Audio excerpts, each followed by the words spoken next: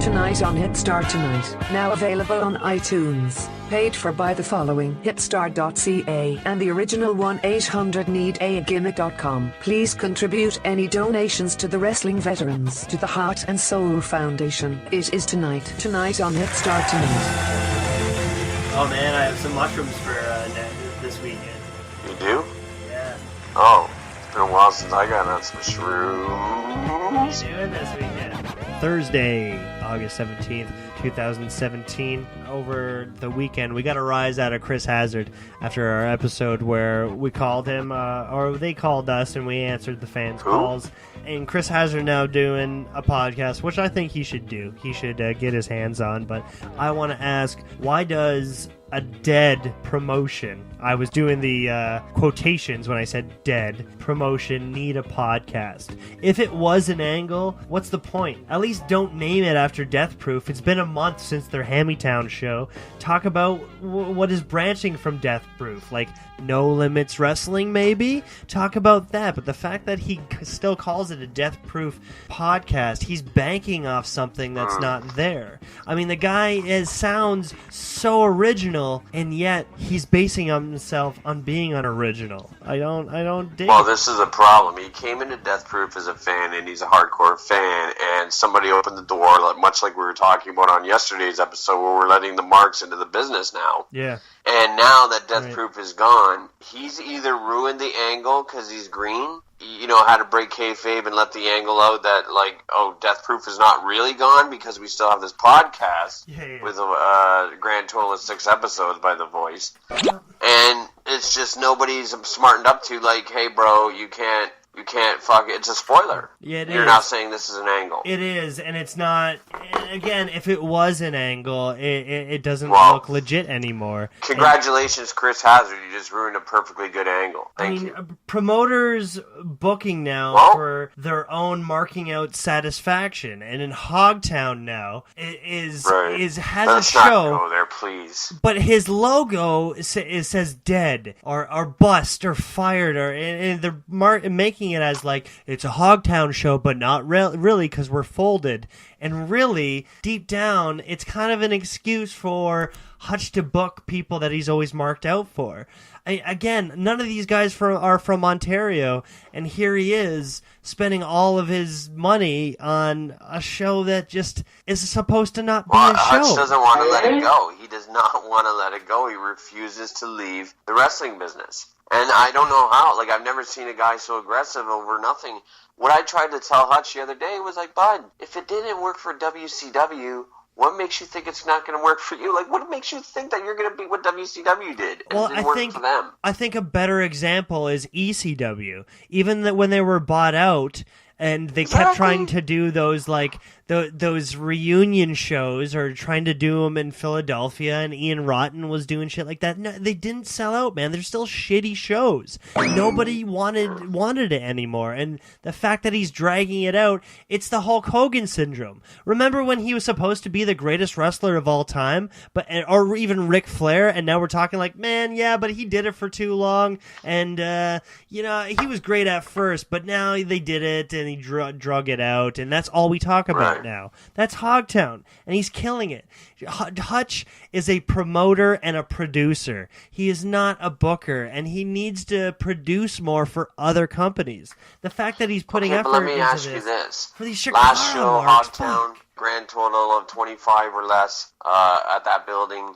And now that's what that last show drew with one of their biggest shows of the year, the 5-man Iron Man or whatever the fuck they call it. Yeah. And then now and then the angle is killed off with Mysterion taking over the company. Yeah, and now we're going into Mysterion is coming back with Hogtown is dead. Now if your last show with your one of your big shows drew 25 or less at Lee's Palace, what makes you think Hogtown is dead is good marketing? How is that good promoting? In a different promotion. I mean, what is your draw going to be? In a different venue. In a different part of Toronto. Not even in the heart of downtown. Now we're going it shows. You said it exactly. 25 in downtown Toronto. So now we have to go on the outskirts, way west in Etobicoke, and in a really dark and dimmy and doesn't even fit as much venue. It doesn't look good, man, and that doesn't make sense. He kills the company, so he's going to keep running it. We're going to cheaper real estate when Lee's Palace was our home at that grand total of 25 or less.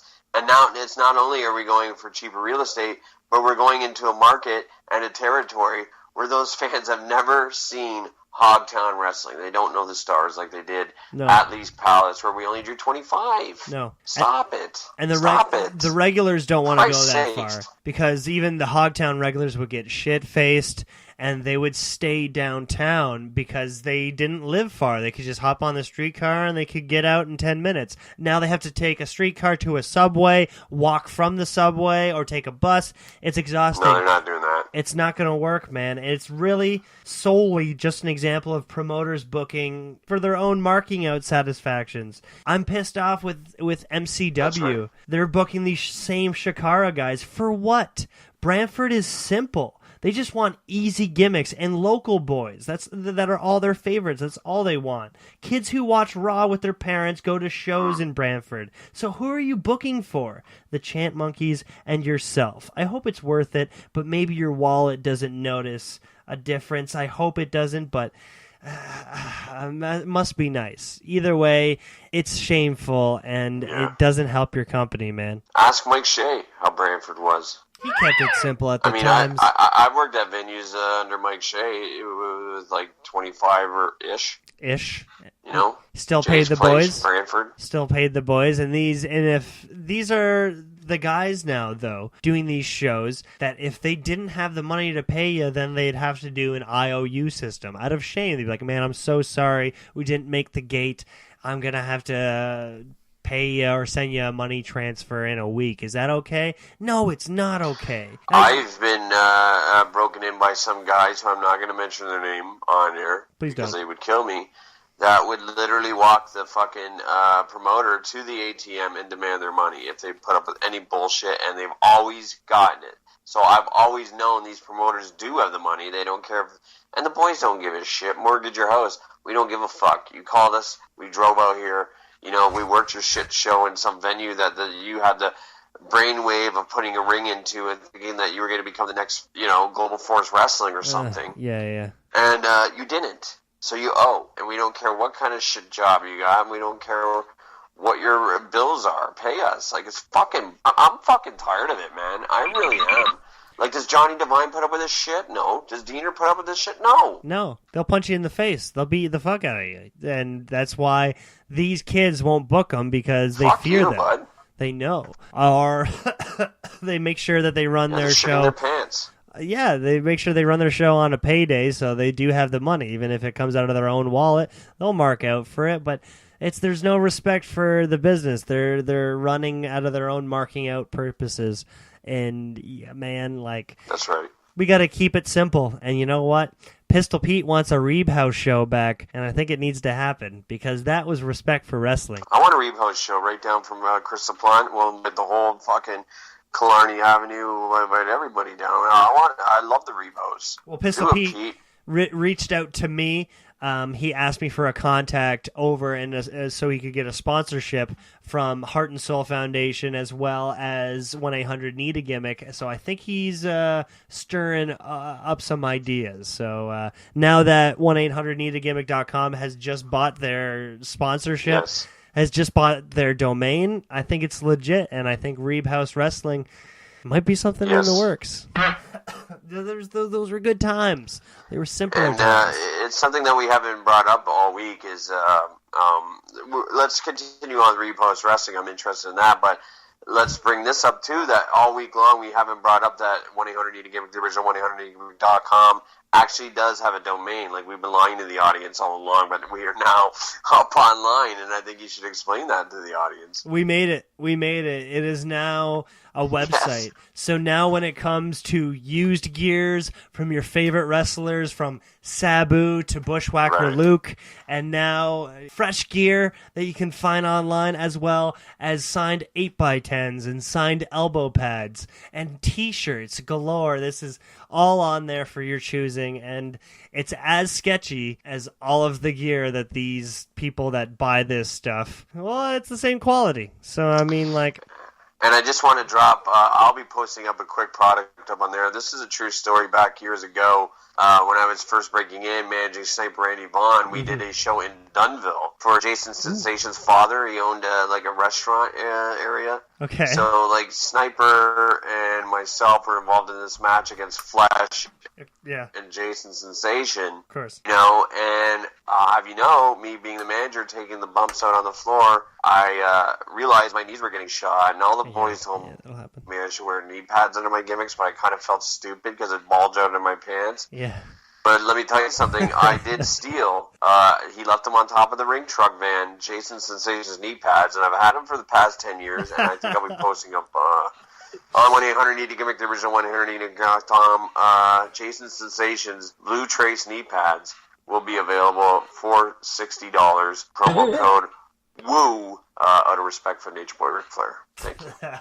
That's beautiful. And we have to get to those points sometimes. Sometimes when the promoter doesn't pay you, or never does, you have to take other things that might be worth your pay, and that's actually a lot of championship belts went missing that way.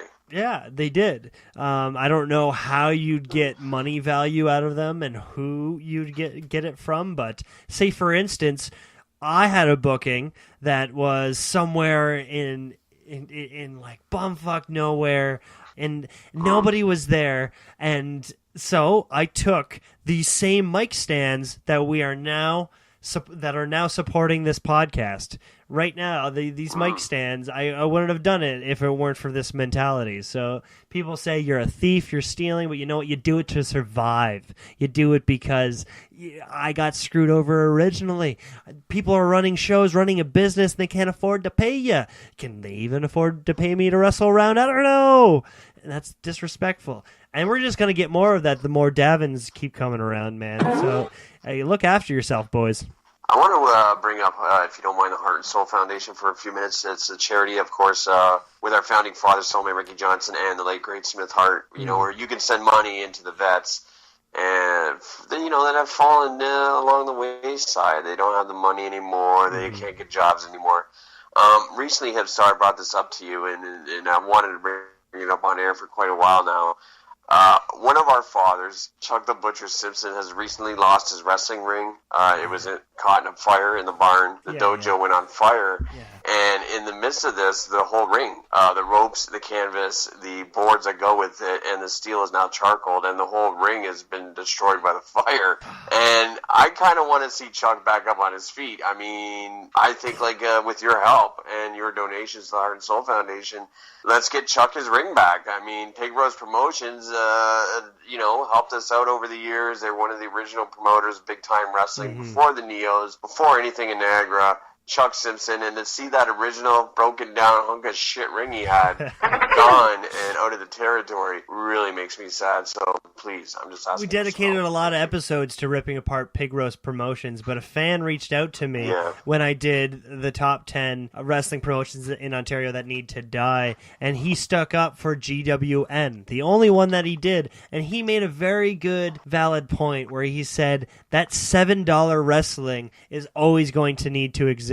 That cheap wrestling with the families missing teeth are going to need entertainment somehow. And Pig Roast Promotions was a beautiful thing for that. And I think that's right. It's necessary. These kids are the in-between, and they're just kind of do it for themselves. But the boys back then, the old men who I've given it up, and I also have friends that have let themselves go, and I want to do it for us. And now I see that. I want a company to work for when I'm 50, so, I mean, this is what Pig Roast is all about, man, and we got to keep it kid going. Bless him. My first booking at Pig Roast, he actually had me swerve where Joey Legend, the great Joey Legend, he came in to face Chris LaPlante. Oh. He swerved and turned heel on LaPlante and like shook Sniper in my hand. So Pig Roast Promotions means a lot to me because I looked across the ring at Joey Legend and we're shaking hands. And I'm just a young kid, you know, maybe my second match in, and I'm like shitting my pants, like that's Joey Legend. And although the crowd had no clue who he was and what was going on, it meant a lot to me. And I'm just asking for some help, you know? You don't have to like Chuck, and you don't have to like his shit wrestling. Just do it for me. Like, we're putting a lot of shows out here. A lot of you people are sitting here listening to it. This is like around our schedules, around our fucking time to put these 15 minutes out per day.